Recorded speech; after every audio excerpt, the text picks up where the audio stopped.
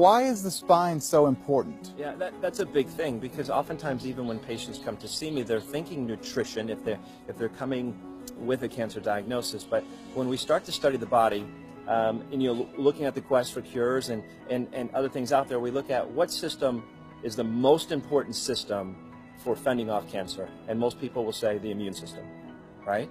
Most people say absolutely the immune system, and I would agree with them. But then we look at the immune system is comprised of a series of glands and organs that make this immune response, and those glands and organs are controlled by the nerve system. Okay, and so first of all, what are the glands and the organs of the immune system? Right, so we're going to look at the thymus, we're going to look at the spleen, we're going to look at the bone marrow, and then the gut. Okay. Right, so when we look at the gut, a majority of our immune response comes from the gut tissue. Right. And yet all of that hinders upon or rests upon the vitality of the nerve system. So when we look at the spine is the tissue that surrounds and protects the spinal cord. Right. So the brain communicates to the body via the spinal cord. Right. Right. And so when we look at it, oftentimes as we work with patients, a lot of people don't understand that our spine is designed to have a certain structure, a very specific structure.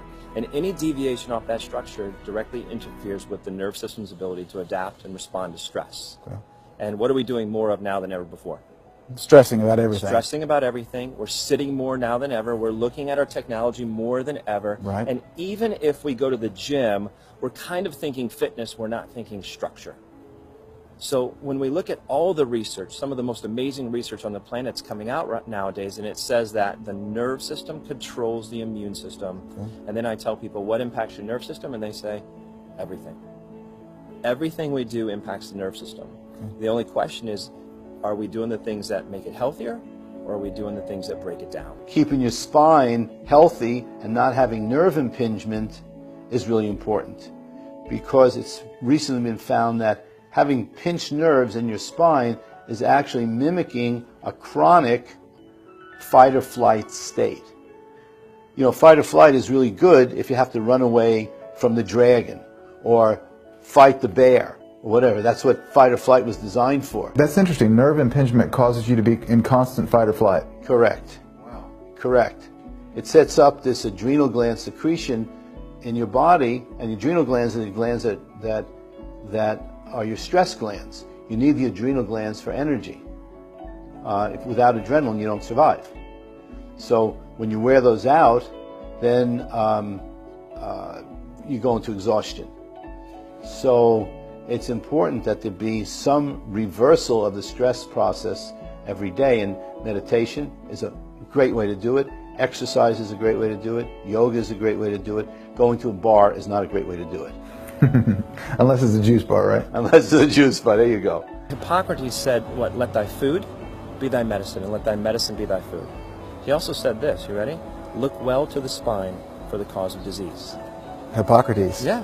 Yeah. He knew what he was talking about. He did know what he was talking about. There's been a lot of, information and concerns about root canals. Root canals are, they fail quite often. They fail most of the time. And it's been said that dentists are the only doctors that leave dead tissue in the body. For the last really almost over 100 years now, it has been well known that there is no safe way to do a root canal filling. And they're still done the same way they were back in 1923 when the study was completed. Now that's really interesting to me that Bill Henderson just cited a study that was in 1923 study that showed that these dental toxins, these basically poisons in the mouth, are one of the primary causes for degenerative diseases, including cancer. And it is odd, as Bill mentioned, that 100 years later, we're still doing root canals the same way. It looks like dentistry really has not progressed that much in the last century. And one of the ways that these biological dentists, like Dr. Lokensgaard, they have progressed is they're using what's called bio-oxidative therapies to treat disease. Now, bio-oxidative therapies is introducing molecules like ozone or hydrogen peroxide into the system in order to kill pathogens. Let's learn more from Dr. Tom. This is very commonly done in Europe, and in England, Switzerland. They've been doing this for years. They're curing all kinds of diseases with bio-oxidative therapies. Now, our Food and Death Administration, bless their hearts, in a Tennessee way, they don't really get into therapies that really cure a lot of things because that interrupts the monetary flow. And I'll stop right there. But you know what I'm talking about. Exactly. So, and I try to leave the politics out of this. But we know that there's a political component when it comes to cancer. Chronic inflammation affects most all chronic degenerative disease. But it affects every organ system in your body, so you have to control inflammation. And as I said, inflammation starts here. It starts in the mouth. All the more reason to make sure that your mouth is not inflamed, because the research shows that chronic inflammation leads to cancer.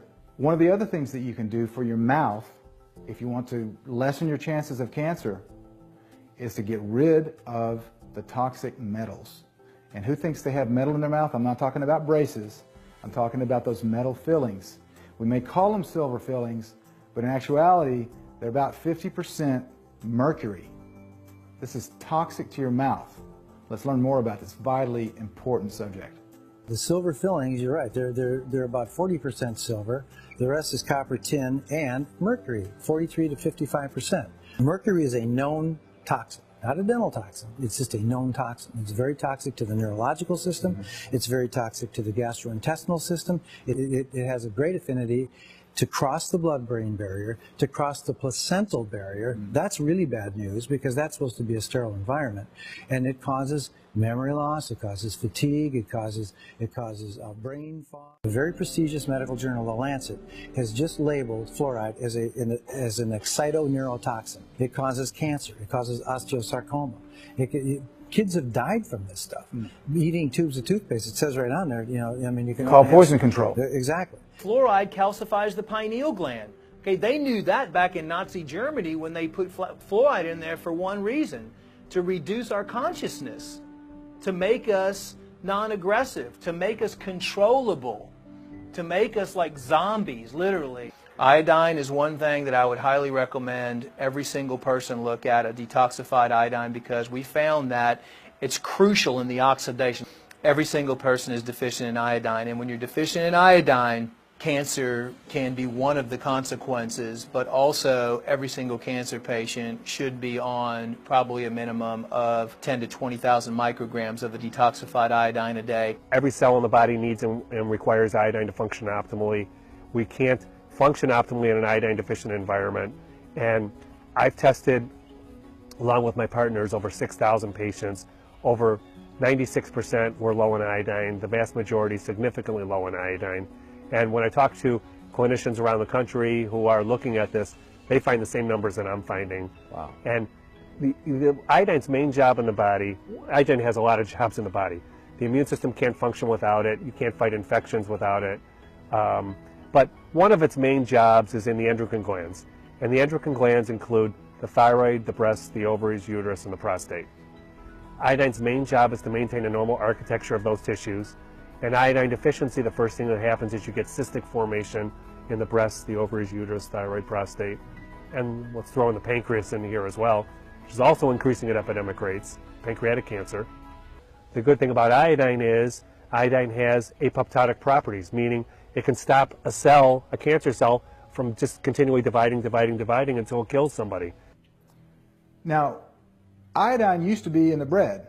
They replaced it with bromine, and so now we're not getting something that prevents cancer. And then we heard about fluoride, that we are getting something that causes cancer without our consent. It's being dripped into the water. If you're drinking municipal water, you're getting fluoride, whether or not you like it. So this issue of freedom is near and dear to our hearts with the truth about cancer, the freedom to choose what you do put in your body and what you don't put in your body. You got a choice in your food that you eat. You got a choice in who you marry. You got a choice in where you live. You should have a choice in these other areas too. But as we learned in episode 1 with the forced chemotherapy issue, many people, including a lot of children, don't have a choice in whether they are forced medicated with chemotherapy. But it gets even worse than that. What if you didn't have a choice whether someone injected you with a vaccine that contained known cancer-causing agents, toxic chemicals that can create autism or brain swelling or even immediate death? That would be an issue, wouldn't it? But why do we bring in Nazi Germany, the Nuremberg trials, into this discussion? The reason is that the same thing that was happening then is happening now. The forced vaccines that are currently being implemented in certain states in the United States of America are equivalent to the medical experimentation that went on in Nazi Germany. And believe it or not, many of the convicted war criminals at the Nuremberg trials were then shipped over to the United States and took positions on the boards of directors of major pharmaceutical companies in the United States. That's Operation Paperclip. Fritz Vermeer, who was found guilty of slavery and mass murder at Auschwitz, he served only 7 years in prison, and then he became the chairman of the board at Bayer in 1956. Karl Krauss, executive member of IG Farben and the head of military economics for Hitler, was found guilty of mass murder. He served just 6 years in prison, and then he became the chairman of the board for BASF. This is the same vaccine industry today which protected and employed Nazi war criminals. The very industry that produced the Nazi gas chambers was purchased by Bayer. Do you still want those vaccines? Exactly who are you trusting for your health and for your children's health? The polio vaccine has been known for many, many years to have a virus in it called SV40, which stands for simian virus 40 because those polio vaccines are made from monkey kidney cells. And so simian virus is a monkey virus. And in 2002, The Lancet published a paper that said it was suspected that more than half of the 55,000 cases of non-Hodgkin lymphoma that were out there, with a very high probability, could be associated with the SV40 vaccine from the polio, or the SV40 virus from the polio vaccine. So that's something in the published literature that came, that was in The Lancet, that came out in 2002. There's two other stray viruses that end up in there from avian cells, which are all the vaccines that are made from eggs, because they're passed down through the chickens and they get into their eggs. And they're two different cells, two different viruses that are known to be associated with breast cancer. What I often do when I speak to parents, I say, well, see this beautiful green apple I have here? Now I'm going to inject into that formaldehyde, aluminum hydroxide, polysorbate 80, phenoxyethanol, this, that, and the other. Are you going to feed your kid this apple? Well, it's just amazing to me how we think we can inject something that's never been tested for carcinogenity, never been tested to see if it's mutagenic, which means changes your DNA, never know whether or not it can cause any autoimmune diseases, but we can perfectly say that it's safe and effective and causes no harm. They sacrifice children on the altar of this church of pharmaceutical mysticism with the needles of big pharma, as I call it. They argue that the only way we can survive childhood is to somehow elicit an artificial antibody response by injecting toxic poisons that you wouldn't put in the bottle of that same baby to make them drink. In fact, if you did, you might be charged with a crime, attempted murder. First question being about vaccines. I know you're an expert. You've been looking at vaccines for 25 years. And so we hear they're safe and effective. We hear they don't cause cancer. We hear that they prevented all these diseases. What's the truth? The opposite. That's the short answer. The opposite. Totally opposite, yeah. I wrote a book in 2009 on the HPV vaccines, Cervarix and Gardasil, and then for that book I delved even deeper into the history of vaccination. And to my big surprise, I found out that vaccines, or vaccination, the foundation for vaccination is a folk myth that Edward Jenner followed, that cowpox, if you had cowpox, you were supposedly protected against smallpox. But these are two viral entities, so it's a nonsense story. What he did, he was the first guy who introduced proteins and DNA and RNA from animals, from other species, into humans. It was called inoculation or variolation. They made a scratch and then they put in the smallpox pus. That's how it originally started. And Jenner did a variation on that, and he put in the cowpox pus, or the goat pox, or the pig pox, or the whatever, all sorts of crap. And he did that with his son and the son of his gardener, and both boys never got older than their 20, 21 years old, because they died of tuberculosis, which is an illness related to cows. The studies that are have been done with vaccines, that's being paid by the manufacturers. But the FDA in America and the RIVM here in Holland, for adding it to their program, they go with these studies. So it's the fox is guarding the hen house? Well, you know, look at the HPV vaccine. On the package insert, it says it may cause other kinds of cancers. Yes, and we've already known that it has through the VAERS report, that there have been many girls who've been fully vaccinated with the HPV vaccine, that within 3 months to about 2 years, then are diagnosed with cervical cancer, massive cases of venereal warts. Vaccines are not tested. On the insert, it says not tested for carcinogenic and mutagenic properties. It also says it's not safe for pregnant women, and it's not tested in children for those same properties. So what that is that's your consent form that the doctor doesn't give to you. So when a doctor is pushing or a nurse is pushing a vaccine, this is uninformed consent at the highest level. And this goes against the Nuremberg principles, Nuremberg principle number 4, actually 5, that were in 1940s after World War II. They did this so there was no more human experimentation on people. And this is medical experimentation because we are the last phase of the experimenting process. So as they're manufacturing these, it depends on the lawsuits that come back to the company to tell the company if this product is actually safe. So there had not been studies for the vaccines, but now there's not been studies for 2 and 3 and 4 vaccines stacked on each other and up to 60s and 70 and however many they're going to push. There's no studies for all those on top of it. So you're looking at uninformed consent at the highest level. The government has paid out since 1986 through the National Vaccine Injury Compensation Fund over $3 billion, $3 billion for literally thousands and thousands of cases of children that received the vaccines and they were injured and their families have suffered profoundly, and they are just a fraction of those who were compensated. It has been declared by the government that vaccines are unavoidably unsafe, and yet they claim that they are safe and they claim they're effective. If you look at the research on effectiveness, Cochrane Database Reviews, which is the most authoritative source, you will find no evidence unequivocally that the vaccines in the schedule today are safe. It doesn't exist. It's completely a lie. Many vaccines, if you just read the inserts, will say things like the HPV vaccine, for example, says that upon receiving this injection, you may lose consciousness and pass out and fall down and hurt yourself. And this is just considered normal. Or you may have seizures, you may have fever, you may have to go to the emergency room. These are all listed on the vaccine inserts. And somehow the American public has been brainwashed into thinking that this is normal, healthy medicine. It isn't. If someone gives you a shot of something and you pass out, how is that not causing a neurological side effect that could damage your brain? Sure. I mean, think about it if you still can. Some people can't because they've been injected with these things. Across Europe, $90 million in damages was just paid out by the UK government to cover children who were provably brain damaged by the swine flu vaccine. Do you think they would pay $90 million if it wasn't conclusively proven that that caused it? Of course not.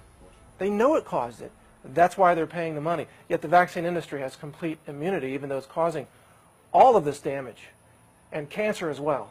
There was a town in Mexico recently where 75% of the children who were vaccinated wound up either in the hospital or dead. 75%. Are the vaccines affecting our mental cognition? Yeah, the vaccines are brain damaging the population. Think about it. The vaccines still contain mercury, like in flu shots. They still contain aluminum, another known neurotoxin. They still contain formaldehyde and MSG. Almost every one of these preservatives or adjuvants is a neurological poison. How can they not cause brain damage? I'm against the stupidity is what I'm against. And to give the body a live virus at a time when the body can't even build an immune response, meaning the first 6 months of life, because the immune system hasn't developed yet, along with certain substances that are acting as preservatives that suppress the immune system, under the false pretense of building up the immune system, that's just hogwash. There's no validity to it. So it's really a kind of insanity in the vaccine industry, just like in the cancer industry. Many people who are pushing these poisons are themselves clinically insane, or they're tied to the profits in such a way that they are unable to discover the personal ethics required to tell the truth.